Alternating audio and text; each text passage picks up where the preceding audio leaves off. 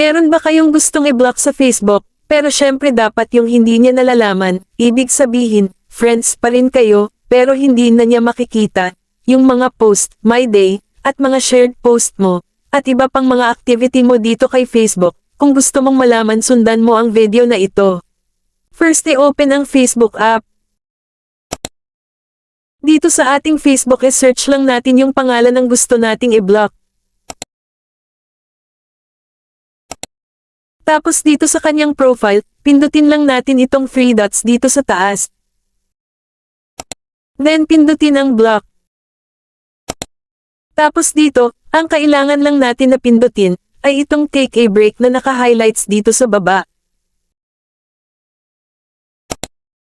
Tapos dito guys, dalawa itong pwede nating maging options, itong sealess, at itong limit what, so explain ko muna itong sealess. Kapag ito ang sinesave natin, automatic wala na tayong makikita na mga posts or my day niya, pero kapag itong limit what naman ang sinesave natin, kapag tayo naman ang nag-post or nag-my day, ay wala na siyang makikita sa kanyang newsfeed na mga activity natin dito kay Facebook. So sana nakuha niyo yung pagkakaiba nilang dalawa, so para ma-save na natin yung gusto natin, ay pindutin lang natin ito. Tapos i-select nyo lang itong limit where you see.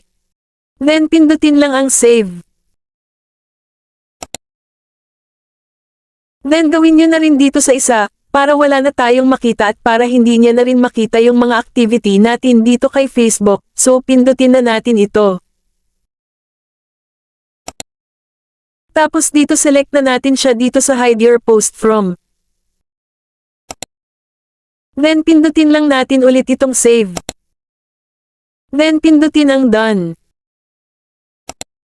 Automatic parehas na kayong hindi nyo na makikita yung mga activity nyo dito kay Facebook, pero friend pa rin kayo.